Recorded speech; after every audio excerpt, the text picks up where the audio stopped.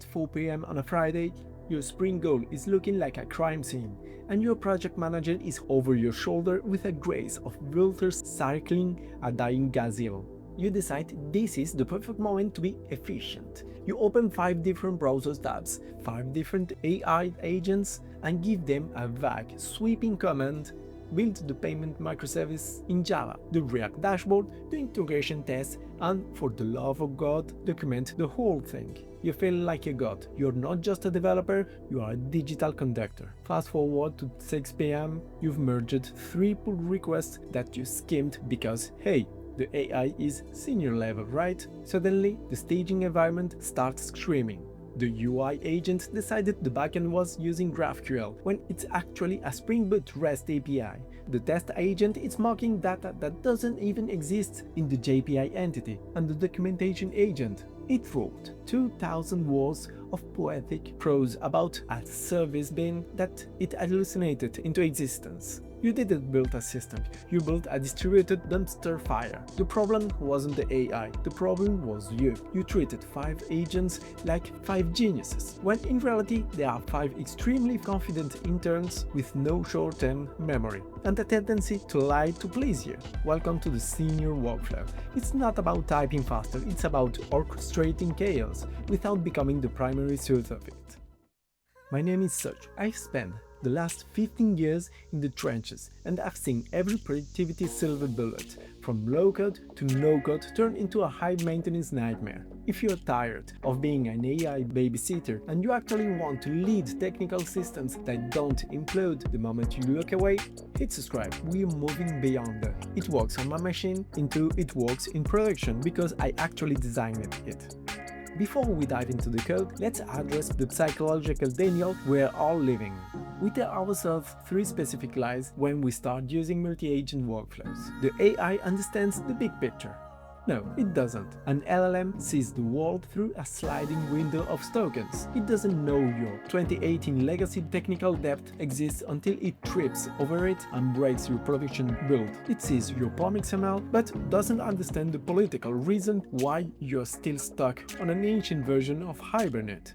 Context is cheap. We dump 50 classes into a prompt and wonder why the output is garbage. Context isn't just data, it's signal-to-noise ratio. If you gave an agent 90% noise, don't act surprised when it gives you 100% hallucination. I'm reviewing the code, so I'm still in control. Skimming 400 lines diff is not reviewing, it's performing a ceremony of competence before you hit merge and pray. If you want to manage 5 agents, you have to stop being a user and start being an architect. An architect doesn't just ask for a house, they provide the blueprints, the zoning laws, and the structural constraints. Let's look at how we typically mess this up. We will use an order processing system as our victim. This is what happens when you treat an AI agent like a magic wand. You give one prompt to one agent and expect a Java miracle. This is a disaster waiting to happen. We have 0 atomicity. If the payment fails, the order is still saved in the database. If an AI agent generates this, a junior dev says it compiled and goes to lunch. A senior dev says a weekend spent manually reconciling database records. Now you've read about design patterns. You decide to use 5 agents, but you give them 0 coordination. You end up with a pattern cathedral where the simplest logic is buried under 15 layers of Spring-inspired abstraction.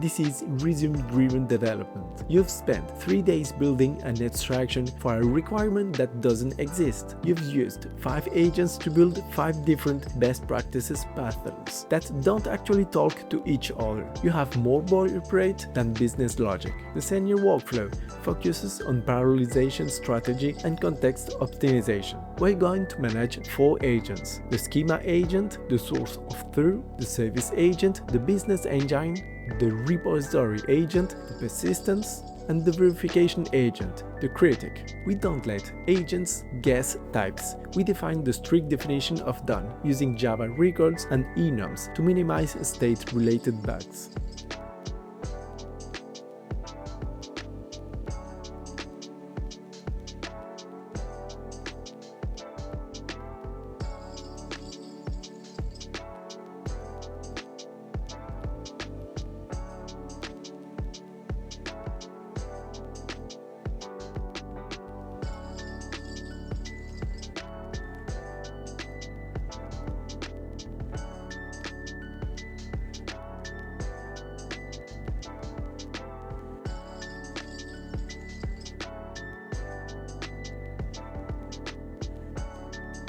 We fit the exact file to agent B, service, and agent C, repository.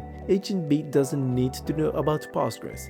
Agent C doesn't need to know about the payment provider. This is context window optimization.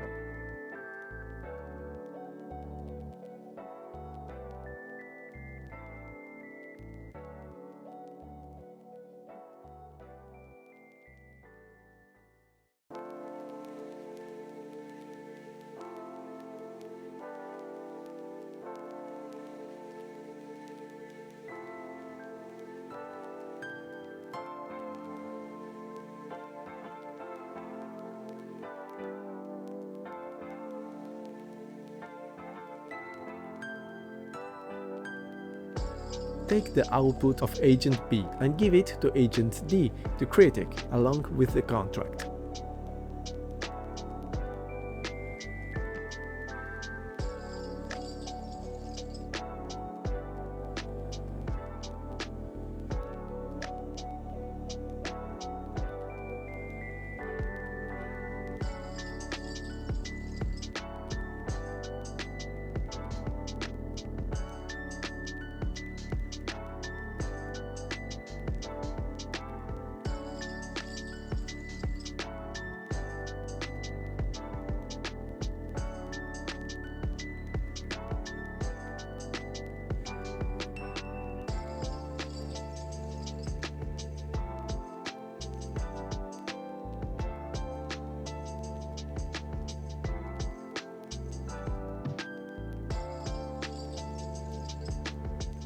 Your job is to visualize the butterfly effect. If you add a tax rate to order item, you must realize the impact cascades. Schema agent updates the record, the service agent updates the total amount calculation, the repository agent updates the SQL mapping, and the test agent updates the unit tests. The senior workflow uses a central intent manifest, a simple architect MD. Before an agent starts, it reads this. After it finishes, you update it. You are the only one with the full mental model. The agents are just your hands. Why do we fail cognitive offloading?